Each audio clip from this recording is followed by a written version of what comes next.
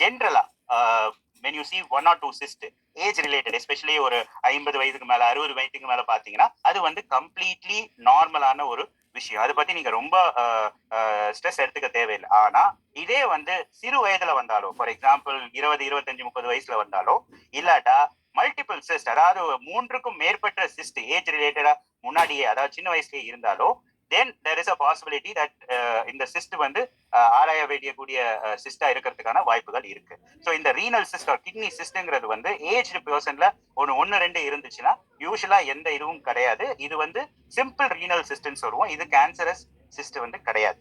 இது வந்து ஏதாவது பண்ணணுமா இதுக்குன்னா ஜென்ரலி நாங்க எதுவும் பண்ண மாட்டோம். பட் நீங்க கிட்னி ஃபங்க்ஷன் வந்து கரெக்டா இருக்கான்றதை செக்அப் பண்ணிக்கணும். கிட்னி ஃபங்க்ஷன் கரெக்டா இருக்கான்ற செக்அப் எப்படி பண்ணுவீங்க? யூஸ்வலா எங்க ஓபிடி பேசிஸ்ல பேஷண்ட் பார்க்கும்போது இந்த கிட்னி ஃபங்க்ஷன் வந்து சீரம் கிரியாட்டினின் அப்படிங்கிற ஒரு டெஸ்ட் பண்ணுவோம். அதுதான் வந்து surrogate marker for kidney function. அதாவது கிட்னி எப்படி வேலை பார்க்கறதுக்கு ஒரு indirect method of measuring that is serum creatinine அப்படின்னு சொல்றோம். இது தவிர வந்து யூரின் டெஸ்டும் பண்ணி பார்க்கணும். யூரின்ல வந்து புரதச்சத்து வந்து எவ்வளவு லீக் ஆகுது, அப்படின்னா ஃபில்டரிங் யூனிட் எப்படி வேலை பார்க்குது அப்படிங்கிறதையும் வந்து அதை வச்சு நாங்க டிசைட் பண்ணுவோம். இந்த 2 டெஸ்ட் தான் வந்து ரொம்ப ரொம்ப இம்பார்ட்டன்டான கிட்னி ஃபங்க்ஷன் எப்படி இருக்கு அப்படிங்கிறதுக்கான டெஸ்ட். பட் யூஸ்வலா இதெல்லாம் வந்து நெஃப்ராலஜி அப்படிங்கிற ஒரு டிவிஷன், அதாவது medical part of the kidney problems பார்க்கறதுக்கு வந்து யூஸ்வலா பார்ப்பாங்க. நம்ம இம்பார்ட்டன்டான இன்னைக்கு பேச வேண்டிய டாபிக் என்னுடைய சைட்ல இருந்து பாத்தீங்கன்னா kidney cancer. Now kidney cancer is the 5th most common cancer in India, அதாவது 5வது most common cancer in India. பேசிக்கலா வந்து இது மோர் காமன், அதாவது அதிகம் வந்து ஆண்களுக்கு வருது 2:1 ரேஷியோல. பட் பெண்களுக்கும் வந்து there is a higher incidence of kidney cancer. அதுவும் இப்போ வந்து நம்ம அதிகமா மாஸ்டர் செக்அப் அல்ட்ராசவுண்ட்லாம் பண்ற இந்த டைம்ல வந்து we are picking up more and more kidney cancer and இது. Now most important thing, இந்த மாஸ்டர் செக்அப்லாம் பண்ணி இந்த கிட்னி கேன்சரை ஏர்லியரா டயக்னோஸ் பண்ணும்போது, அதாவது 4 சென்டிமீட்டர் கீழே டயக்னோஸ் பண்ணும்போது there is a possibility that 100% cure rate with complete saving of the kidney, அதாவது இந்த கிட்னியும் ப்ரொடெக்ட் பண்ணிட்டு இந்த கேன்சரை மட்டும் எடுத்துட்டு கம்ப்ளீட் கியூர் ரேட் வந்து நம்மளால கொடுக்க முடியுது. And that is the reason for this awareness talk and so forth. பேசிக்கலா வந்து யூஸ்வலா இந்த கிட்னி கேன்சரை பொறுத்த வரைக்கும் it is called the physicians tumour. ஏன் அப்படின்னு கேட்டீங்கன்னா, அதாவது ஜெனரல் டாக்டரோட டியூமர் அப்படின்னு சொல்லிட்டு நாங்க சொல்லுவோம். ஏன் கேள்விப்பட்டனா, இது வந்து உங்களுக்கு பெருசா வலியோ இல்ல வீக்கமோ இல்ல அந்த மாதிரி இஷ்யூஸ் எதுவும் கொடுக்காது. ஸோ அதனால வந்து இது கண்டுபிடிக்கிற டைம்ல வந்து லேட் ஸ்டேஜஸா கண்டுபிடிப்போம். அதாவது உங்களுக்கு வீக்னஸோ இல்ல பசியின்மையோ இல்ல வெயிட் லாஸோ இல்ல அது ஸ்ப்ரெட் ஆனப்புறமோ அந்த மாதிரி சிம்டம்ஸ் வந்து கண்டுபிடிக்கிற மாதிரி இருக்கும். That is why it is called as internist's tumour. It always presents late. இது வரைக்கும் ஃபார் எக்ஸாம்பிள் போன டெக்கேட் வரைக்கும் எங்களுக்கு வர கேசஸ் ஆஃப் கிட்னி கேன்சர் எல்லாமே பாத்தீங்கன்னா லேட் ஸ்டேஜ்ல, அதாவது கியூர் பண்ண முடியாம ஒன்லி கண்ட்ரோல் பண்ண முடியக்கூடிய ஸ்டேஜ்ல தான் we used to diagnose the kidney cancers. So இந்த மாதிரி பட்சத்துல வந்து எங்களால ரொம்ப கியூர் ஆஃபர் பண்ணக்கூடிய சர்ஜரிஸோ இல்லை இதுவோ எங்களால ஆஃபர் பண்ண முடியாது. பட் இப்போ பாத்தீங்கன்னா because of the master checkup நம்ம அல்ட்ராசவுண்ட் ஸ்கிரீனிங் பண்றதுனால we are able to pick up early kidney cancer. early, அதுவும் எவ்வளவு earlyனா T1 ஸ்டேஜ், அதாவது T1A தான் ஃபர்ஸ்ட் ஸ்டேஜ். அந்த ஸ்டேஜ்லயே நம்மளால வந்து கண்டுபிடிக்க முடியுது. And that is very important because இப்போ பாத்தீங்கன்னா இந்த கிட்னி டியூமர் 4 சென்டிமீட்டர் கீழே இருந்துச்சுன்னா we can preserve almost the entire kidney. முன்னாடிலாம் பாத்தீங்கன்னா கிட்னி கேன்சர்னாவே அந்த என்டையர் கிட்னி எடுத்துருவோம். இப்போ கூட நிறைய பேர் வந்து சார் அது கேன்சரான கிட்னி எனக்கு ஃபுல்லாவே எடுத்துருங்க, எனக்கு அந்த கிட்னி வேண்டாம், அந்த மாதிரி கேட்கறவங்க பேஷன்ஸ் இருக்காங்க. பட் அதுக்கான அவசியம் இல்லை. ஸோ இன்னைக்கு என்னுடைய டாக்கோடைய மோஸ்ட் இம்பார்ட்டன்ட் ஃபேக்டர் வந்து கிட்னியை நம்ம வந்து சேவ் பண்ணணும். we should not sacrifice the entire kidney unless வேற ஆப்ஷனே இல்லைன்னா தவிர. அதுதான் என்னுடைய crux of my talk. சரிங்களா? ஸோ பேசிக்கலா வந்து there are several stages of kidney cancer. நான் சொன்ன மாதிரி வந்து T1 ஸ்டேஜ், T2, T3, இது என்ன கேன்சர் இருக்கனாலும் நம்ம இந்த மாதிரி தான் ஸ்டேஜிங் பண்ணுவோம். ஸோ T1 வந்து less than 7 சென்டிமீட்டர். இதுல 2 டைப் ஆஃப் ஸ்டேஜ் இருக்கு, T1A and T1B. இதுல less than 4 சென்டிமீட்டர்னா T1A and more than 4 to 7 சென்டிமீட்டர்னா it is T1B. இது தவிர 7 சென்டிமீட்டருக்கு மேல போயிடுச்சுன்னா T2 அப்படின்னு சொல்லுவோம். T3 and T4 கொஞ்சம் extra spread outside the kidney இருந்துச்சுன்னா நம்ம T3 and T4 சொல்லுவோம். இது வந்து எனி கேன்சர்ல வந்து இப்படிதான் நாங்க யூஸ்வலா சைஸோ இதை ஸ்ப்ரெட்டை வச்சு நாங்க ஸ்டேஜ் பண்ணுவோம். The most common cancer that we see is generally T3 ஸ்டேஜ்லயோ அந்த மாதிரி பார்க்கணும். பட் இப்போ ரீசென்ட் காலத்துல ஒரு கடந்த 5 to 7 வருஷத்துல இந்த ஸ்கிரீனிங் தான் பண்றதுனால we are seeing more and more T1 stage cancer which is completely curable. சரிங்களா? ஸோ இதுக்கான ரிஸ்க் ஃபேக்டர் என்ன? நிறைய பேஷண்ட் கேட்கறாங்க, எதுக்கு டாக்டர் எனக்கு இந்த மாதிரி வந்துச்சு? த மோஸ்ட் காமன் ரிஸ்க் ஃபேக்டர் அப்படின்னு பாத்தீங்கன்னா சிகரெட் ஸ்மோக்கிங். ஸோ ஜென்ரலா வந்து ஆண்களுக்கு ஏன் இது அதிகமா இருக்குன்றது காரணமும் வந்து many of them are cigarette smoker. So அதனால கொஞ்சம் அதிக இன்சிடென்ஸ் இருக்கிற மாதிரி இருக்கு. But there is a definite lung கேன்சருக்கு எப்படி கோரிலேஷன் இருக்கோ அதே மாதிரி there is a definite correlation between the kidney cancer incidence and cigarette smoking habit as well. So இந்த மாதிரி there is a hand raised. ரெண்டாவது மோஸ்ட் காமன் வந்து obesity. Obesity is the most common correlatable factor with kidney cancer. உடல் பருமன். உடல் பருமன் வந்து அதிகமா இருக்க chances of kidney cancer is very very high. இந்த கிட்னி கேன்சரை டீல் பண்றதும் இஸ் வெரி வெரி டிஃபிகல்ட். ஏன்னா இந்த யூஸ்வலா அதிகம் இருக்கிறவங்களுக்கு வந்து மற்ற comorbidities, medical conditions like sugar, BP அதெல்லாம் இருக்கிறதுக்கான வாய்ப்புகள் அதிகம். ஸோ அந்த மாதிரி இருக்கும்போது you have land up with difficult surgeries and difficult medical problems and so forth. இது தவிர்த்து certain medical condition like hypertension, that is BP அதிகமா அன்கண்ட்ரோல்டா இருக்கவங்களுக்கும் there is a slightly higher risk of developing kidney cancer as well. இது தவிர சில medication, சில chemical exposure, இந்த மாதிரி நிறைய இன்சிடென்டல் கோஇன்சிடென்டல் இது இருக்கு. பட் ஜென்ரலி வந்து obesity and cigarette smoking and hyper tension R the most common things which has been said to be higher risk rate, அதாவது அதிக ரிஸ்க் இருக்கக்கூடிய கண்டிஷன்ஸா நீங்க வந்து கன்சிடர் பண்றோம். அதெல்லாம் விட most important thing is genetic mutation நடந்துச்சுன்னா then there is a definitely higher risk of developing kidney cancer. அதாவது வந்து ஃபார் எக்ஸாம்பிள் உங்களுக்கு ஒரு ஃபேமிலி ஹிஸ்டரி இருக்கு, உங்க ஃபாதருக்கோ இல்ல மதருக்கோ இல்ல உங்க பிரதருக்கோ இல்லாட்டா இன் ஃபர்ஸ்ட் டிகிரி ரிலேட்டிவ்ஸ் தாண்டி ஏதாவது ஒரு ஹிஸ்டரி ஆஃப் kidney cancer இருந்துச்சுன்னா then you need to be careful, especially if they have developed less than 40 years of age. 40 வயசு கீழே அவங்களுக்கு வந்துச்சுன்னா then you are at a very higher risk of developing the cancer, so you should get yourself screened for kidney cancer. so இது வந்து most இம்பார்ட்டன்டான ஒரு factor. இந்த ஸ்கிரீனிங்கும் கொஞ்சம் ஏர்லியாவே ஆரம்பிக்கணும் அண்ட் 40 வயசு கீழே அதை வந்து நம்ம செக் அவுட் பண்ணி ஆகும். ஸோ இதுதான் மோஸ்ட்லி வந்து மோஸ்ட் காமன் ரிஸ்க் ஃபேக்டர்ஸ் அப்படின்னு சொல்லிட்டு நாங்க வந்து சொல்லுவோம். So what are the signs of kidney cancer? Kidney cancer இருக்கா இல்லையா அப்படின்றது எப்படி நான் முன்னாடியே சொன்ன மாதிரி இது ரொம்ப கஷ்டம். சாரி, இது ரொம்ப கஷ்டம். எப்படி நம்ம வந்து கிட்னி கேன்சர் இருக்கா இல்லையா அப்படின்னு கண்டுபிடிக்கிறது. ஃபார் எக்ஸாம்பிள் உங்களுக்கு தெரிஞ்சு அது வந்து நீங்க டாக்டர் வரைக்கும் வரீங்க அப்படின்னாவே இது வந்து கொஞ்சம் அட்வான்ஸ் ஸ்டேஜ் ஆயிடுச்சு அப்படிங்கிறது. ஸோ யூஸ்வலா எப்படி வரும்னா ரொம்ப எக்ஸசிவ் டயர்ட்னஸ் இருக்கலாம், உங்களுக்கு கொஞ்சம் நாசியா வாமிட்டிங் இருந்துட்டே இருக்கலாம், இல்ல லாஸ் ஆஃப் வெயிட் இருக்கலாம், வெயிட் கம்மியாயிட்டே வர மாதிரி இருக்கலாம், பசி இன்மை இருக்கலாம், தூக்கம் சரியா வராது, ஒரு மாதிரி ஜென்ரல் வீக்னஸ் மாதிரி இருக்கலாம், இல்ல கிட்னி ஃபெயிலியர் மாதிரி இருக்கலாம், கால் வீக்கம் அந்த மாதிரி ஏதாவது வந்து யூரின்ல வந்து அதிக புரதச்சத்து, நொறையா ஃப்ராத்தி யூரின் அந்த மாதிரி ஏதாவது இருக்கு. இந்த மாதிரி வேரியஸ் சிம்டம்ஸ் இருக்கு. இந்த சிம்டம்ஸ்லாம் வந்து ஜென்ரல் சிம்டம்ஸ் தானே தவிர கிட்னி கேன்சர் ஸ்பெசிபிக் சிம்டம்ஸ் வந்து எதுவுமே கிடையாது. இது என்னன்னு செக் பண்ண போய் இன்சிடென்டலா we find out that the patient is having kidney cancer. so இந்த மாதிரி பட்சத்துல வந்து it is very difficult for us to diagnose a early stage kidney cancer. so அதுல தான் இந்த master health checkup screening program comes a very very very important role. கண்டிப்பா வந்து இதுல ஃபீல் ஆகுது. சரிங்களா? சோ இந்த இதுல வந்து தான் ஏர்லி ஸ்டேஜ் கேன்சர் வந்து நம்மளால பிக்அப் பண்ண முடியும். So another most important specific sign இந்த மாதிரி கிட்னி கேன்சர் இருக்கு அப்படிங்கிறதுக்கு எப்படி நம்ம தெரிஞ்சுக்கலாம் அப்படின்னா பிளட் இந்த யூரின், அதாவது யூரின்ல ரத்தம் கலந்து வருது. யூரின்ல ரத்தம் கலந்து வரதுக்கு மோஸ்ட் காமன் காஸ் வந்து பிளாடர் கேன்சர் அப்படின்னாலும் இட் சம்டைம்ஸ் கிட்னி கேன்சர்லயோ இல்ல கிட்னி கேன்சர் இன்வால்விங் தி பிளம்பிங் சிஸ்டம் இருந்தாலும் உங்களுக்கு வந்து பிளட் இந்த யூரின் வரலாம். ஸோ அந்த மாதிரி ஏதாவது வந்தா கண்டிப்பா நீங்க ஒரு யூராலஜிஸ்டையோ இல்ல யூரோ ஆன்காலஜிஸ்டையோ வந்து அணுகிறது ரொம்ப ரொம்ப ரொம்ப இம்பார்ட்டன்ட். எதனால அந்த பிளட் வந்துச்சு அந்த யூரின்லன்றது செக்அப் பண்றது ரொம்ப ரொம்ப இம்பார்ட்டன்ட். யூஸ்வலா ஹெரால்ட் எமச்சூரியா அப்படின்னு சொல்லலாம். அதாவது முதல்ல வந்து கொஞ்சோண்டு பிளட் வந்து ஃபர்ஸ்ட் டைம் வரும். யூஸ்வலா அதை வந்து நம்ம இக்னோர் பண்ணிடுவோம். ஏன்னா இது வந்து சூடு, சம்மர் டைம், அதனால வந்து ஹீட் ஆயிடுச்சு பாடி, அதனால நம்மளுக்கு வந்து யூரின்ல பிளட் வந்துருச்சு அப்படின்னு சொல்லி நம்ம அதை வந்து அசால்ட்டா விட்டு கொஞ்சம் நீர் நிறைய குடிச்சு அதெல்லாம் சரியா இருக்கும். மோஸ்ட் ஆஃப் த டைம் அதுதான் காரணமாகவும் இருக்கலாம். ஏன்னா யூரினரி ட்ராக் இன்ஃபெக்ஷன் இருக்கலாம், ஸ்டோன் இருக்கலாம், அதான் more common causes of blood in the urine. ஆனாலும் திருப்பியும் அந்த மாதிரி வந்துச்சு அப்படின்னா அதை வந்து அட்லீஸ்ட் ஒரு அல்ட்ராசவுண்டாவது பண்ணி கிட்னி, பிளாடர், அந்த கிட்னில இருந்து வர டியூப், யூரினரி பேசேஜ் எல்லாம் எப்படி இருக்குங்கிறது செக்அப் பண்ணிக்கிறது ரொம்ப ரொம்ப அவசியம். இப்போ நீங்க வந்து அந்த பிளட் வரும்போது எந்த விதமான டைப் ஆஃப் பிளட் வருது அப்படின்னு நோட் பண்றது ரொம்ப ரொம்ப அவசியம். சில சமயம் பச்சை ரத்தமா வரலாம், that is bright red mix ஆகி வரலாம். சில சமயம் வந்து ஆல்டர்ட் பிளட்னு வரும், அதாவது மேல கிட்னில இருந்து ப்ளீட் ஆச்சுன்னா நீங்க யூரின் பாஸ் பண்றதுக்குள்ள அந்த கலர்லாம் சேஞ்ச் ஆகி கொக்கோ கோலா கலர்ட் யூரின் அப்படின்னு சொல்லுவோம். அதாவது இந்த coca cola brownish coloured urine மாதிரி கலர் சேஞ்ச் ஆகி வரும். இந்த மாதிரி கலர் சேஞ்ச் ஆகி வந்ததையும் நீங்க நோட் பண்றது ரொம்ப ரொம்ப அவசியம். இது தவிர வந்து அந்த ரத்தம் கட்டியாகி பிளட் கிளாட்ஸ் மாறலாம். இந்த மாதிரியும் அதை நோட் பண்ணி சொல்ல வேண்டிய அவசியம் வந்து ரொம்ப இம்பார்ட்டன்ட். இது ஒவ்வொன்றுக்கும் ஒரு ஒரு ரீசன் இருக்கு. எந்த போர்ஷன் ஆஃப் த கிட்னியா இல்ல பிளாடரா எங்கிருந்து அந்த யூரின் வந்து பிளட் கலந்து வருது அப்படிங்கறத கண்டுபிடிக்கிறதுக்கு அது ஹெல்ப்ஃபுல்லா இருக்கும். இருந்தாலும் இது எல்லாம் வந்தாலும் நம்ம வந்து ஃபைனலா வந்து ஒரு அல்ட்ராசவுண்டோ இல்ல சிடி ஸ்கேனோ பண்ணி பார்த்தாதான் உங்களுக்கு வந்து கன்ஃபர்மேட்டரியா எங்கிருந்து எதனால பிளட் வந்துச்சு அப்படிங்கறத கண்டுபிடிச்சு அதுக்கேற்ற கரெக்டான ட்ரீட்மெண்ட் கொடுக்கறதுல நம்ம வந்து ஹெல்ப்ஃபுல்லா இருக்கும். சரிங்களா? செகண்ட் காமன் சிம்டம் பாத்தீங்கன்னா வயிறு வலி மற்றும் வயிறுல ஒரு கட்டி வாரி ஒரு ஃபீல் வரதுக்கான சான்சஸ். இதுதான் வந்து செகண்ட் சிம்டம். இது தவிர நான் சொன்ன மாதிரி வெயிட் லாஸோ இல்ல பசியின்மையோ இல்ல வீக்னஸ், டயர்ட்னஸ், மெலேஸ், அதாவது ஒரு மாதிரி டயர்ட்னஸ், எப்பவுமே ஒரு மாதிரி டயர்டா இருப்பாங்க, இந்த மாதிரி எல்லாம் இருந்துச்சா கண்டிப்பா செக்அப் பண்ணிக்கிறது ரொம்ப ரொம்ப இம்பார்ட்டன்ட். இது வந்து ஒரு காமனான ஃபீச்சர் கேன்சருக்குமே. இது வந்து கிட்னி கேன்சருக்கு தான் ஸ்பெசிபிக்ங்கிறது கிடையாது. பட் தென் இந்த மாதிரி இருக்கும் பட்சத்தில் நீங்க கண்டிப்பா ஒரு டாக்டர் அணுகி அந்த பேசிக் செக்அப் பண்ணிக்கிறது ரொம்ப ரொம்ப இம்பார்ட்டன்ட்.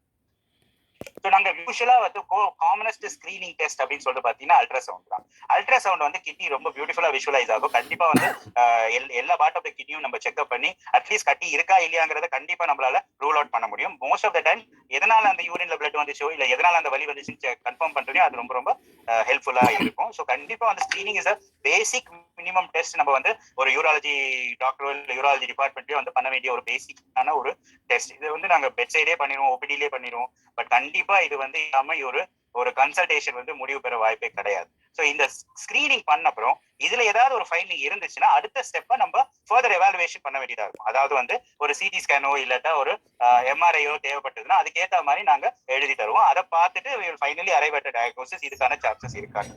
இப்போ ஒரு சிடி ஸ்கேன் வித் எம்ஆர்ஐ பண்ணீங்கன்னா அந்த கிட்னில இருக்கிற கட்டி எந்த விதமான கட்டி, ஃபார் எக்ஸாம்பிள் ஆக்சுவலி ரொம்ப சின்ன கட்டியா இருந்துச்சுன்னா 4 சென்டிமீட்டர் கீழே இருந்துச்சு, கேன்சர் இல்லாத கட்டியாவும் இருக்கலாம் இல்ல கேன்சரஸ் கட்டியாவும் இருக்கலாம். ஸோ அந்த மாதிரி இருக்கிற பட்சத்துல we have to make sure that இது வந்து என்ன டிஃபரன்ஷியேட் பண்றது இந்த சிடி ஸ்கேனோ இல்ல இதுவோ வந்து ஹெல்ப்ஃபுல்லா இருக்கும். சரிங்களா? ஸோ பேசிக்கலா வந்து இந்த சிடி ஸ்கேன் எம்ஆர்ஐ அப்புறம் எவ்வளவு ப்ராபபிலிட்டி கேன்சர் இருக்கிறதுக்கு அப்படின்னு சொல்லிட்டு எங்க ரேடியாலஜிஸ்ட் சொல்லுவாங்க. அதை பொறுத்துட்டு we will be taking care of the item. நிறைய பேர் என்ன கேட்பாங்க, இந்த கட்டி எப்படி சார் உங்களால கன்ஃபார்ம்டா சொல்ல முடியும் கேன்சர் தான், இது கேன்சர் இல்லாம இருக்கா வாய்ப்பு இருக்கா அப்படின்னு சொல்லிட்டு. ஸோ லெஸ் தென் 3 சென்டிமீட்டர், அதாவது 3 சென்டிமீட்டருக்கு இருக்கக்கூடிய கிட்னி டியூமர்ஸ் வந்து 50 to 70% chance is that there can be a non cancerous கட்டி, அதாவது கேன்சர் அல்லாத கட்டியா இருக்கிறதுக்கு வாய்ப்புகள் இருக்கு கண்டிப்பா. அந்த மாதிரி இருக்கும் பட்சத்துல before taking the patient for சர்ஜரிலாம் பண்றதுக்கு முன்னாடி we can do a kidney biopsy to find out என்ன கட்டி அப்படிங்கறத கண்டுபிடிக்கிறதுல நம்ம ஒரு சின்ன பயாப்சி பண்ணலாம். இது வந்து ஒரு ஓபிடி ப்ரொசீஜர் தான். நீங்க வந்து அட்மிஷனோ இதுவோ தேவை இருந்திருக்காது. நீங்க வந்து டைரக்டா அந்த கிட்னி பயாப்சி எடுத்து அதுல என்ன ரிசல்ட் வருதோ அதுக்கேற்ற மாதிரி we can plan for it. But usually 4 சென்டிமீட்டருக்கு மேல இருக்கிற கிட்னி டியூமர்ஸ்ல we will be able to characterize இந்த சிடி ஸ்கேனை வச்சு இந்த மாதிரி இது வந்து கேன்சர் கட்டியா இல்லையாங்கிறத நம்மளால பக்கவா கிளியரா சொல்ல முடியும், ஆல்மோஸ்ட் 96%. ஸோ அந்த மாதிரி சொல்லும் பட்சத்துல டைரக்டா we can plan for removal of the tumor or depends on what the patient wishes. சரிங்களா? So coming to the management part of it. So basically இந்த மாதிரி ஒரு கிட்னி டியூமர் வந்துருச்சு அப்புறம் நான் என்ன பண்ணணும் அப்படின்னா, ஸோ இதுல வந்து 3 விதமான ப்ரோட்டோகால் இருக்கு. கிட்னி டியூமரோட சைஸ் ஸ்டேஜ் வச்சு we will decide என்ன type of treatment will be correct for the patient. ரொம்ப எல்டர்லி பேஷண்ட், ரொம்ப we will observe the கட்டி, அதாவது எவ்ரி இயர் சிடி ஸ்கேன் பண்ணி அது எவ்வளவு ஸ்பீடா வளருது அப்படிங்கறத நம்ம நோட் பண்ணி ஜஸ்ட் சர்வேலன்ஸ் அப்படின்னு சொல்லிட்டு சொல்லுவோம். இந்த சர்வேலன்ஸ் வந்து நம்மளால பண்ண முடியும். இந்த சர்வேலன்ஸ் பண்ணா பட் எவ்ரி இயர் நம்ம சிடி ஸ்கேன் பண்ண வேண்டிய அவசியம் ரொம்ப ரொம்ப இம்பார்ட்டன்ட். அதுல என்ன rate of growth of the tumour, அதாவது இந்த கட்டி வந்து எவ்வளவு வேகமா வளருதுங்கிறத பொறுத்து we will decide further treatment வேணுமா வேணாமாங்கிறத நம்ம டிசைட் பண்ணுவோம். Young patients, even small tumours, சின்ன டியூமரா இருந்தா கூட it is better to remove the tumour and clear the cancer. ஏன்னா யங் பேஷண்ட்டுக்கு வந்து எவ்வளவு நாள் ஃபாலோ பண்றது, 5 வருஷம் 10 வருஷம் எவ்வளவு நாள் ஃபாலோ பண்றது, சிடி ஸ்கேனுக்கு ரேடியேஷன் எஃபெக்ட்லாம் இருக்கு. So generally we will try to remove the கட்டி so that we can move ahead, stage the disease and then ட்ரீட்மெண்ட்டும் கம்ப்ளீட் ஆயிரும் அந்த கட்டி ரிமூவலோட. ஸோ அந்த மாதிரி இருக்கும் பட்சத்துல we do what is called as a nephron sparing surgery. அதாவது நான் முன்னாடியே சொன்ன மாதிரி கிட்னியை சேவ் பண்ற சர்ஜரி பண்ணுவோம். பேசிக்கலா வந்து இப்போ நீங்க ஸ்கிரீன்ல பாத்தீங்கன்னா இந்த கட்டி ஒரு சின்ன கட்டி இருக்கு, கிட்னியோட அவுட்டர் போர்ஷன்ல கீழ் பகுதியில இருக்கு. இப்போ வந்து இந்த கிட்னியோட ஒரு 2-3 மில்லிமீட்டர் எக்ஸ்ட்ரா அந்த கட்டியை சுத்தி மட்டும் எடுத்துட்டு இந்த மிச்ச கிட்னியை வந்து நாங்க தையல் போட்டு க்ளோஸ் பண்ணிடுவோம். ஸோ ஆல்மோஸ்ட் பாத்தீங்கன்னா 90% of the kidney is remaining with the patient. Only the கட்டி with little bit of margin சொல்லுவோம், அதாவது அந்த கட்டி சுத்தி இருக்கிற கொஞ்சோண்டு டிஷ்யூ மட்டும் எக்ஸ்ட்ரா எடுத்து அதை வந்து நாங்க பயோப்சிக்கு அனுப்புவோம். இது வந்து relatively very very safe procedure. இது வந்து டே to day we are doing it. So basically பாத்தீங்கன்னா இந்த recovery period will be 3 to 4 days and you can get back to work within 1 week to 10 days. So இது வந்து minimally invasive method, அதாவது either laparoscopy மூலமாவோ இல்லாட்டா robot assisted laparoscopy சொல்லுவோம், அதாவது robotic surgery மூலமாவோ நம்ம பண்றது விதமா நீங்க உங்க recovery வந்து ரொம்ப ஃபாஸ்டா இருக்கும். நீங்க வந்து உங்களுடைய day to day activities, day to day life and your work you can get back to it as early as possible. and இத மாதிரி பண்ணும்போது உங்களுக்கு வந்து டெஃபினட்டா kidney recovery also will be very very fast. You don't lose much of kidney function as well. சரிங்களா? So இது வந்து most இம்பார்ட்டன்டான ஒரு விஷயம். ரெண்டாவது வந்து லாஸ்டா வந்து கிட்னி டியூமர் ரொம்ப பெருசா இருக்கு, கிட்னியை சேவ் பண்றது கஷ்டம், மோர் தென் 2/3 ஆஃப் த கிட்னி, அதாவது 3 பகுதியில 2 பகுதி ஆஃப் த கிட்னி வந்து இன்வால்வ் இருக்கு அப்படின்னா தென் it is may not be possible to save the kidney. அப்போ வந்து என்டையர் கிட்னி வந்து ரிமூவ் பண்ணி நாங்க வந்து அந்த கேன்சரை ரிமூவ் பண்ணுவோம். இந்த மாதிரி பட்சத்துல இந்த ஆப்போசிட் கிட்னி எவ்வளவு ஃபங்க்ஷன் இருக்கோ அந்த function at least we can maintain it and make sure that அந்த function is maintained for lifelong by controlling other factors like sugar, BP எல்லாம் கண்ட்ரோல் பண்ணா அதை மெயின்டைன் பண்றதுக்கு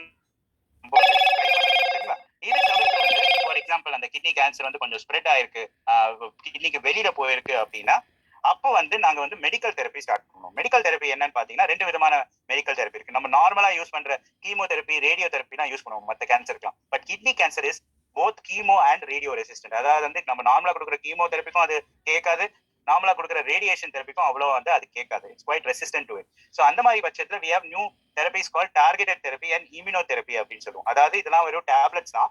இந்த டேப்லெட்ஸ் மூலமா வந்து அந்த கிட்னியோட ஸ்பெசிபிக் சைட்ல வந்து நாங்க டார்கெட் பண்றோம். இந்த மாதிரி டார்கெட் பண்ணும்போது உங்களுக்கு வந்து அந்த கிட்னி கேன்சர் செல் வந்து அதை மாத்திரையினால அது சுருங்க ஆரம்பிச்சிடும். அது வந்து நல்ல எஃபெக்டிவா இருக்கும். ஸோ ஓவரால் சர்வைவல் பார்த்தீங்கன்னா உங்களுக்கு இந்த டேப்லெட்ஸ் கொடுக்கறதுனால நல்ல எஃபெக்டிவ்னஸ் இருக்கும். எஸ்பெஷலி வித் ரிகார்ட்ஸ் டு உங்க அந்த கேன்சர்னால வர வலியோ இல்லை அதனால வர ப்ளீடிங்கோ அதெல்லாம் வந்து ரொம்ப ரொம்ப ரொம்ப கம்மியாயிடும். ஸோ இந்த மாதிரி லேட்டஸ்ட் டேப்லெட்ஸ் அதெல்லாம் இருக்கிறதுனால we can still keep the kidney cancer under control in spite அது ஸ்ப்ரெட் ஆனப்புறமும் இதை வந்து நல்ல கண்ட்ரோல்ல வச்சுக்கிறதுக்கான வாய்ப்புகள் வந்து ரொம்ப ரொம்ப அதிகம். சரிங்களா? ஸோ ஃபைனலா என்னுடைய கடைசி பகுதி ஆஃப் த டாக் என்னன்னு பாத்தீங்கன்னா எப்படி இதை ப்ரிவென்ட் பண்றது.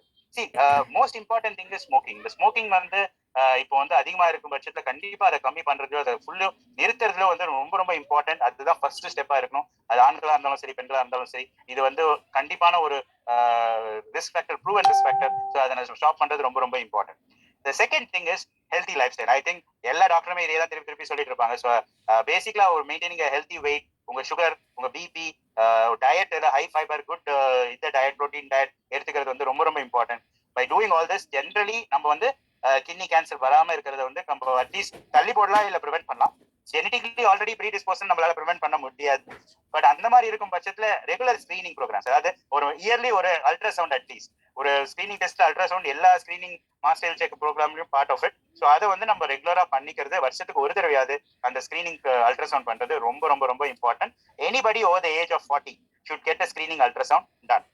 ரொம்ப யங் 40 to 50ல மேபி ஒன்ஸ் இன் 2 years கூட பண்ணிக்கலாம். But after 50 every year ultrasound screening is must for everybody. And this is my humble request. நீங்க மாஸ்டர் ஹெல்த் செக்அப் பத்தி இப்போ நிறைய கான்ட்ரவர்சிஸ் இருக்கு, மணி மேக்கிங் இது அப்படின்னா கண்டிப்பா வந்து அது ரொம்ப ரொம்ப important in detecting early kidney cancer. ஏர்லியா டிடெக்ட் பண்ணா 100% கியூர் நம்மளால கொடுக்க முடியும். ஸோ அதனால வந்து early detection is a must in kidney cancer. Kidney cancer late detection cure கொடுக்கறது ரொம்ப ரொம்ப கஷ்டம். And it is a very aggressive disease as well. So early detection saves life definitely. சரிங்களா? So that is question நிறைய பேர் right. So சிறுநீரக அடக்கி வைக்கிறதுனால சிறுநீரக புற்றுநோய் வருங்கிறது வந்து ஒரு மிஸ்கன்செப்ஷன். ஒன்ஸ் வந்து யூரின் கிட்னிலேருந்து இறங்கி பிளாடருக்கு வந்து அங்கதான் ஸ்டோர் ஆகுது. ஸோ யூரினரி பிளாடர்ல அடக்கிறதுனால டெஃபினட்டா it's not good for health. வேற complication like urinary tract infection அதெல்லாம் வரதுக்கான பர்சன்டேஜ் வந்து அதிகமா இருந்தாலும் கிட்னி கேன்சருக்கும் அதுக்கும் வந்து கோரிலேஷன் இல்லை. சரிங்களா? பட் லாங் டேர்ம் யூரினை வந்து பிளாடர்ல ஸ்டே பண்ணிக்கிறது வந்து சேஃப் கிடையாது. நீங்க every 3 to 4 hours especially during the day time every 3 to 4 hours வந்து யூரின் போயிடுறது வந்து ரொம்ப ரொம்ப இம்பார்ட்டன்ட். மேக் ஷுவர் தட் இது ஏன் அப்படின்னு கேட்டீங்கன்னா உங்க யூரின் வந்து பிளாடர்ல ஸ்டே பண்ணும்போது it gets concentrated. So there is a concentration thing that happens in the bladder as well. So அந்த மாதிரி நடக்கும்போது உங்களுடைய toxins which has been excreted by the kidney is getting concentrated in the bladder. அதாவது அதனுடைய concentration of the நச்சு பொருள்லாம் increase ஆகிட்டே போகுது. So bladder is getting exposed to the toxin again and again. So அந்த மாதிரி நடக்கும் பட்சத்தில் bladder cancer chances increase ஆகிறதுக்கான வாய்ப்பு இருக்கு. But kidney cancer probably not. So ஆனாலும் but it is safer to avoid every 3 to 4 hours. ரொம்ப நேரம் அடக்கி வைக்கிறது ரொம்ப ரொம்ப தப்பு. It lead to other problems as well. Okay, so அவங்க சொல்றத பார்க்கும்போது I think it is retroperitoneal sarcoma kidney involve ஆயிருந்துச்சுன்னு நினைக்கிறேன். ஸோ பேசிக்கலா அந்த கிட்னியை சுத்தி இருக்கிற ஃபேட்ல இருந்து இருக்கக்கூடிய டியூமர் வருதுனால, பட் அது ரொம்ப அக்ரெசிவா இருந்துச்சுன்னா கிட்னியோட சேர்த்து எடுக்கிற மாதிரி இருக்கும். இப்போ வந்து radiation is given definitely for that to give a cure. So அவங்களுடைய ஸ்டேஜ் கிரேட்லாம் தெரியாம அதனுடைய கியூர் சொல்றது சரியா இருக்காது. But definitely if it is a low stage and low great it is definitely curable. One thing. இன்னொரு கிட்னி சிங்கிள் கிட்னி ஸ்டேட்டஸ்ல இருக்கிறதுனால they have to be very very careful. பாதுகாப்பா இருக்கணும், மற்ற சுகர் பிபி எல்லாம் கண்ட்ரோல் வச்சுக்கணும், டேப்லெட்ஸ்லாம் ஒழுங்கா போடணும். That is more important. இந்த சார்கோமாக்கு we have newer therapies like chemotherapy, immunotherapy எல்லாம் இருக்கு. அவங்களுடைய டாக்டரை கன்சல்ட் பண்ணிட்டு இஃப் அதெல்லாம் பாசிபிலிட்டி அவங்க ஸ்டேஜ் கிரேடுக்கு இருக்குன்னா definitely they can look into this. But curability can be only decided on the stage and grade. அதை வச்சுட்டு சொல்ல முடியாது. But generally it is curable. Yeah. Okay, so single kidney is generally enough. நான் சொன்ன மாதிரி ஒரு kidney is more than sufficient to complete your entire life span. ஆனாலும் வந்து இப்போ கிட்னி கேன்சர் ப்ரொடெக்ஷனுக்காக கேட்டிருக்கேன். நான் சொன்ன மாதிரி healthy life style, smoking prevention அதெல்லாம் இருந்தாலும் அவர் சிங்கிள் கிட்னில இருக்கும் பட்சத்துல இவருடைய ஏஜ் நான் ஐ எம் பிரெசியூமிங் 50 வயதுக்கு மேல அப்படின்னா எவ்ரி இயர் நான் சொன்ன மாதிரி ஒரு ultrasound screening of the kidney பண்ணிக்கிறது ரொம்ப ரொம்ப இம்பார்ட்டன்ட். இது தவிர நான் சொன்ன மாதிரி செக்அப்ல வந்து சீரம் கிரியாட்டினும் யூரின் புரோட்டீன், அதாவது யூரின் புரதச்சத்து லீக் ஆகுதா இல்லையான்னு பாக்குற டெஸ்ட் கண்டிப்பா பண்ணியே ஆகிறோம். இது பண்ணி ரெகுலர் செக்அப்ல இதெல்லாம் நார்மலா இருந்துச்சுன்னா அவர் வரி பண்ண தேவையில்லை, அவசியம் கிடையாது. சிங்கிள் கிட்னி எதனால இருக்குங்கிறது நம்ம இம்பார்ட்டன்டா நோட் பண்ண வேண்டியது. பிறவினால சிங்கிள் கிட்னி இருக்கா இல்ல வேற ஏதாவது ரீசன்னால கிட்னி ரிமூவல் பண்ணனாலயா இல்ல அவர் டொனேட் பண்ணனால, அந்த மாதிரி நிறைய ரீசன் இருக்கும். அது என்ன ரீசனோ அதுக்கேற்ற மாதிரி அவர் டாக்டர் வந்து he will advise as to how to take the precautions for that. fluid intake பொறுத்த மட்டும் 2 ல இருந்து 2 litre per day is standard for everybody, whether it's single kidney or இது, unless இந்த கிட்னி ஃபங்க்ஷன் கம்மியா இருக்கு அப்படின்னு தவிர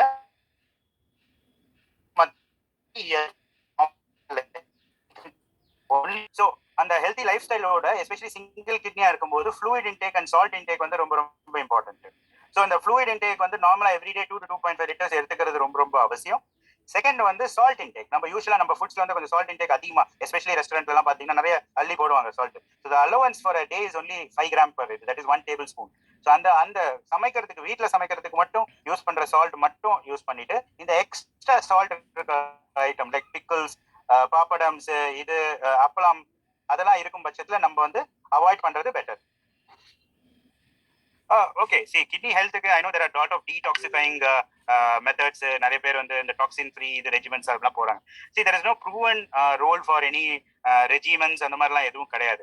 as I said, normal day to day living, your general exercise, normal food intake, ரொம்ப டீப் ஃப்ரைட் ஐட்டம்ஸ், ரொம்ப salted pickle ஐட்டம்ஸ்லாம் இல்லாம டே டு டே நல்ல காய்கறிகள், கீரைகள் அதெல்லாம் ஆட் பண்ணிட்டு, okay. With regards to non veg diet you can take egg சாப்பிடலாம், சிக்கன் நாட் ஃப்ரைட் அந்த மாதிரி சாப்பிடலாம். ரெட் மீட், அதாவது வந்து இந்த மட்டனுக்கு மேல இருக்கிற மீட், சீ ஃபுட்ஸ்லாம் பாத்தீங்கன்னா எஸ் ஒகேஷனலா சாப்பிடலாம் டெஃபினெட்லி, பட் ரொம்ப அதிகமா சாப்பிட்டீங்கன்னா then it puts a lot of load on the kidney. ஏன்னா புரதச்சத்து அதிகமா இருக்கும், digestion is important in this, so it starts to excrete the toxins and everything, so it takes a bit of time for the kidney to recover from that. ஸோ அதெல்லாம் கொஞ்சம் கம்மி பண்ணிட்டு more of a fruits and vegetable kind of a diet is generally healthy for the body as well as for the kidney as well. So இந்த மாதிரி and regular fluid intake. Fluid intake advice பண்ணும்போது எனக்கு கேட்டுட்டே இருப்பாங்க எப்படி எவ்வளவு fluid எடுக்கிறது என்ன பண்றதுன்னு. ஸோ அந்த மாதிரி ஃப்ளூயிட் இன்க்ரீஸ் பண்ணும்போது யூஸ்வலா வந்து 3 லிட்டர்ஸ் சொல்லும்போது காலையில 1 லிட்டர், மத்தியானம் 1 லிட்டர், நைட் 1 லிட்டர் அந்த மாதிரி கிடையாது. ரெகுலர் ஃப்ளூயிட் இன்டேக், அதாவது 200 to 300 ml per 1 to 2 hours. எல்லாருக்கும் குடிக்கிறது, இப்போ நானே ஆபரேஷன்ல போனா ஒரு ஸ்டெச்ல குடிக்காம தான் இருக்க முடியும். But generally whenever you are free every 2 to 3 hours, இப்போ ஆப்லாம் வந்துருச்சு to remind you to drink your water, you know, so every 2 to 3 hours regular fluid intake. Fluid intake na I don't mean Pepsi, Coke அந்த மாதிரிலாம் இல்லாம regular fluid intake, any kind of natural fluids, whether it's water or tender coconut water, அந்த மாதிரிலாம் எடுத்துக்கிறது ரொம்ப ரொம்ப important. Hydration, it's not only important for your kidneys, for your general life style, your skin, everything. Fluid intake is a very very important component. So அந்த liquid intake and fluid intake வந்து நம்ம கேர்ஃபுல்லா இருக்கிறது ரொம்ப ரொம்ப important. அதை maintain, இந்த மாதிரி பேசிக் ஸ்டஃபை நம்ம மெயின்டைன் பண்ண more than sufficient. Specific regimens or tablets or B complexes, supplements, all those are only accessories. They are not the primary thing for boosting up your health or your kidney health. So another basic normal number lifestyle follow panave, it's more than sufficient. Only thing, overeating sometimes, occasional thing is fine. I mean, we are all not ascetics here, but then but இது வந்து over eating sometimes, everyday outside eating அதெல்லாம் கொஞ்சம் cut down பண்றது is more important. Deep fried items, salted items கொஞ்சம் cut down பண்றது ரொம்ப ரொம்ப important. Maintaining your BMI, அதாவது உடல் பருமனை மெயின்டைன் பண்றது ரொம்ப ரொம்ப ஒரு அவசியமான ஒரு இது. கிட்னி கட்டி எடுத்துட்டாங்களா? அது எதுவும் சொல்ல டாக்டர், அந்த சைஸ் மட்டும் தான் சொல்லிட்டாங்க. क्वेश्चन போட்டுருக்காங்க, ஒரே செகண்ட். மீட்டர் லாஸ்ட் 1.5 இயர். சி whenever நம்ம கிட்னி கட்டியை எடுக்கும்போது அது பயாப்சி பண்ணி பார்ப்போம். அந்த பயாப்சி பார்த்துட்டு we will decide whether it's cancer கட்டியா என்னன்றது நாங்க இது பண்ணுவோம். அந்த கேன்சர் கட்டியா இருந்துச்சுன்னா அதுக்கேற்ற ட்ரீட்மெண்ட் நம்ம ஃபாலோ பண்ணியாகும். ஸோ டயபிட்டிஸ் மட்டும் இருக்கிறதுனால கிட்னி கேன்சரோட இன்சிடென்ஸ்லாம் இன்க்ரீஸ் ஆகுது. டயபிட்டிஸ் அப்படி பார்த்தா நம்ம diabetes capital of the world, இப்போ கிட்னி கேன்சர் கரஸ்பாண்டிங்காக இன்க்ரீஸ் ஆயிருக்கும். Definitely not, diabetes is not a risk factor for kidney cancer, but recurrent infection அந்த மாதிரிலாம் இரிட்டேஷன் ஃபேக்டர் இருக்கும்போது டெஃபினட்டா சான்சஸ் ஆஃப் கேன்சர் வெளியில வர்றது ரொம்ப இன்க்ரீஸ் ஆகிறதுக்கான சான்சஸ் இருக்கு. டயபெட்டிக் மெடிகேஷன்னால கேன்சர் வருமா? So we have a medication for diabetes call pioglitazone, பியோஸ்ன்னு சொல்லிட்டு இருக்கும். அது இப்போ ஜென்ரலா யாரும் பிரிஸ்கிரைப் பண்றது இல்லை. That use to lead to there is a correlation between bladder cancer and the tablet. However, kidney கேன்சருக்கும் அந்த மாதிரி எதுவும் டேப்லெட்டோட ரிலேட்டட் டாக்ஸின் மாதிரி எதுவும் ப்ரூவன் கிடையாது. However, good diabetic control is very very important because உங்களுக்கு டயபெட்டிக் கண்ட்ரோல் ரொம்ப ஃபிளக்சுவேஷனா இருக்கு அப்படின்னா உங்களுடைய நெஃப்ரான் லெவல், நான் சொன்ன மாதிரி ஒவ்வொரு கிட்னில 1 மில்லியன் நெஃப்ரான் யூனிட் இருக்கு, அதனுடைய லெவல் வந்து கம்மியாயிட்டே வரும். ஏஜ் வைஸ் ஆல்சோ உங்க நெஃப்ரான் கம்மியாயிட்டே வரும். You should understand kidney is not like liver. லிவரை கட் பண்ணா liver will grow, regenerate, but kidney does not. ஒரு வயசுக்கு மேல, அதாவது குழந்தை பருவத்துல 0ல இருந்து 1 வருஷம் வரைக்கும் தான் கிட்னி வளரும். அந்த 1 வருஷத்துக்கு மேல எவ்வளவு கிட்னி யூனிட்ஸ் இருக்கோ அவ்வளவுதான் வாழ்க்கை ஃபுல்லா இருக்கும். அதை வச்சுதான் நம்ம வாழ்க்கையை ஓட்டி ஆகும். ஸோ அந்த மாதிரி இருக்கும்போது ரீமாடலிங் நடக்குமே தவிர ரீஜெனரேஷன் நடக்கிறதுக்கான வாய்ப்புகளே கிடையாது. ஸோ அந்த மாதிரி இருக்கும் பட்சத்துல வந்து we should be very careful about our kidney health. It's very very important. And அது வந்து நம்ம மெயின்டைன் பண்ணாதான் வந்து நம்ம ஃபர்தர் இதை வந்து இது பண்ணுவோம். டயபெட்டிஸ்ல வந்து kidney affection is very very high. Diabetic kidney disease most common cause of kidney disease இந்தியாவில் பாத்தீங்கன்னா. ஸோ அதனால வந்து இந்த கிட்னி அஃபெக்ட் ஆகி கிட்னி டியூமரும் வந்துச்சுன்னா, நம்ம கிட்னி சேவ் பண்றது கஷ்டமா இருந்துச்சுன்னா, ஃபார் எக்ஸாம்பிள் கிட்னி எடுக்க வேண்டிய அவசியம் வந்துச்சுன்னா, you going to land up in kidney failure.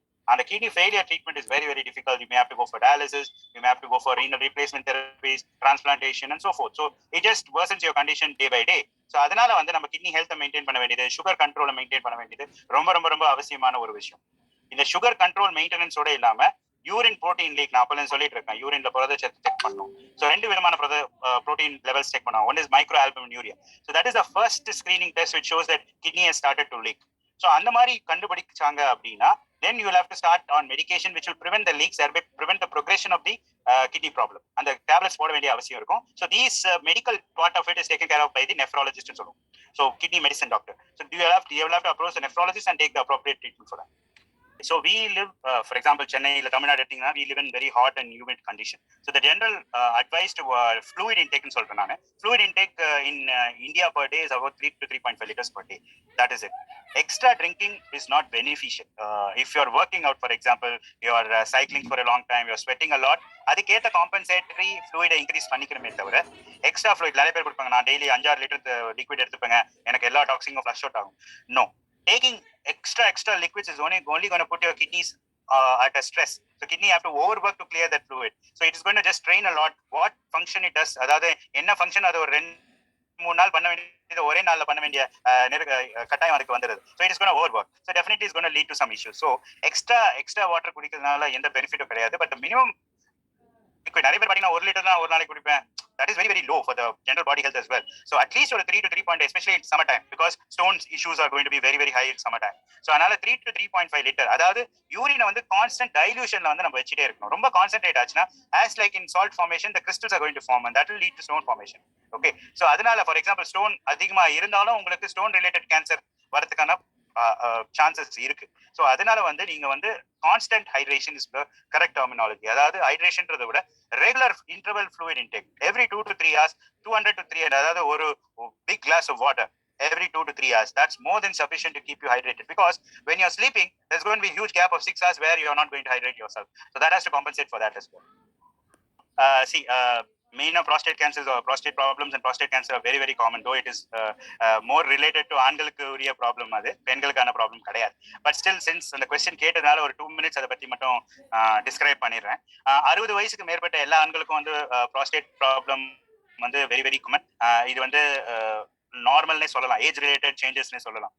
Unless it affects your day to day living, அதை பத்தி ரொம்ப வரி பண்ணிக்க வேண்டிய அவசியம் இல்லை. ஃபார் எக்ஸாம்பிள் ரொம்ப அர்ஜென்சி இருக்கு, ரொம்ப ஃப்ரீக்வன்சி இருக்கு, நைட் எல்லாம் தூங்க முடியல, அடிக்கடி யூரின் வருது, இந்த மாதிரி எல்லாம் பிரச்சனை வந்துச்சுன்னா கண்டிப்பா வந்து உங்க யூராலஜிஸ்ட போய் நீங்க பார்க்க வேண்டிய அவசியம் கண்டிப்பா இருக்கு.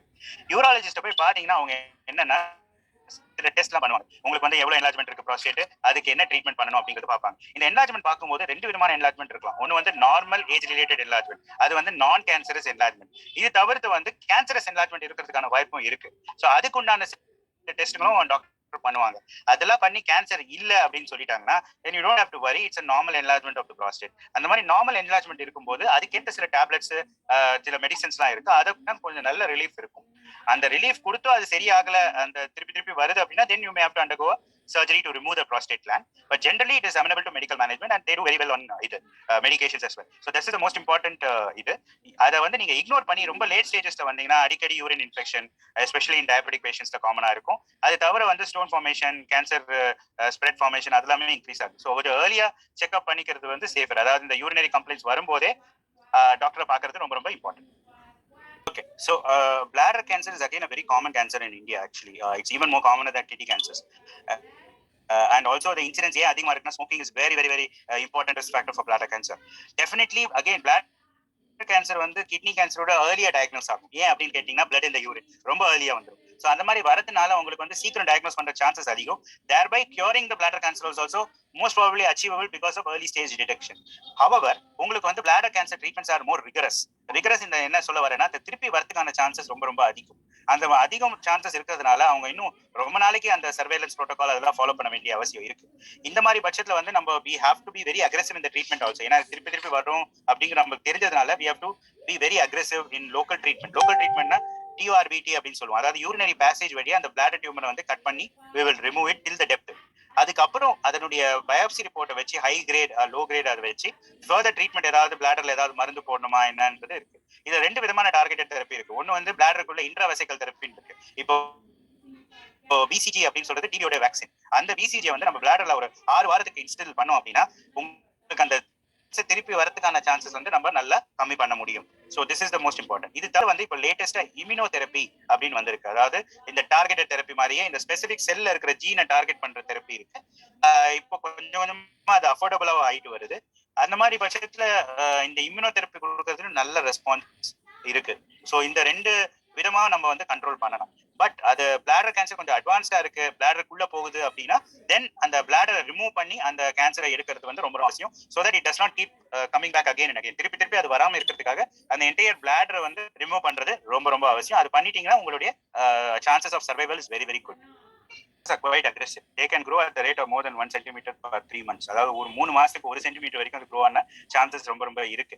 So again it depends on the biology of the tumour. அந்த டியூமரோட பயாலஜிக்கல் செல்லை பொறுத்து அந்த க்ரோத் ரேட்லாம் டிட்டர்மின் ஆகும். நான் சொல்றது ஒரு ஜென்ரல் ஆவரேஜ் ரேட். சில kidney cancers May even grow at 1 centimetre year. 1 centimetre ஒரு வருஷத்துக்கு கூட வளரும். So it depends on the biology. But generally they are aggressive cancer. So it has to be treated early part. Any cancer for that matter T1 T2 stage. நான் அந்த காட்டின ஒரு ஃபிகர்ல வந்து T1 T2 T3 4 இருக்கு. T1 T2 is generally mostly 99.9% curable at this point of time in India. Second, T3 like yes again it can be cured up to 95% vacuum. We can give a cure depending on the stage. T4 lend T4 node involvement irukku appadina then it is difficult to cure it completely. Okay, kidney stone ப்ராப்ளத்துக்கும் கேன்சருக்கும் direct correlation வந்து கிடையாது. அதாவது கிட்னிக்கு சப்ஸ்டன்ஸ்ல வர்ற கேன்சருக்கும் அதுக்கும் connection கிடையாது. However அடிக்கடி stone வருது அப்படின்னா அந்த கலெக்டிங் சிஸ்டம், அந்த பிளம்பிங் சிஸ்டம் காட்டணும்ல, அதுல இரிட்டேட் ஆகி டிசிசியோ இல்ல ஸ்குவாமஸ் செல் கேன்சர் அப்படின்ற விதமான கேன்சர் இருக்கு. அது வரதுக்கான சான்சஸ் வந்து ரொம்ப அதிகம் இருக்கு. ஸோ டெஃபினட்டா வந்து recurrent stone is high risk factor for different type of kidney cancer, not the renal tumour ஒரு ஆர்சிசின்னு சொல்லுவோம். இது தவிர டிசிசின்னு இருக்கு, அந்த பிளம்பிங் சிஸ்டம்ல வர கேன்சர் வந்து இருக்கு. அது வந்து வரதுக்கான சான்சஸ் ரொம்ப ரொம்ப அதிகம். Again, this is in the field of nephrologist. He has to consult a nephrologist who is a kidney medical doctor who will give him appropriate BP medication, sugar medication. எல்லா sugar medication அந்த creatinine level போட முடியாது. So அந்த minor adjustment will go a long way. However, ஒரு certain extent தான் நம்ம அதை கண்ட்ரோல்ல வச்சுக்க முடியுமே தவிர அந்த 2 இப்போ கூட அந்த 2.5ல மெயின்டைன் பண்றது is more important rather than trying to bring it down. ஏன்னா மேலே ஏற you may require dialysis in the future. So அது வந்து நெஃப்ராலஜிஸ்டோட கன்சல்ட் பண்றது ரொம்ப ரொம்ப இம்பார்ட்டன்ட். யூராலஜிஸ்டுக்கு இதுல இது making sure that other kidney is okay, அதுல எதுவும் அடைப்பு இல்லை, கல் இல்லை, அதெல்லாம் இல்லைன்னா then we have to consult a nephrologist to make sure the creatinine doesn't rise.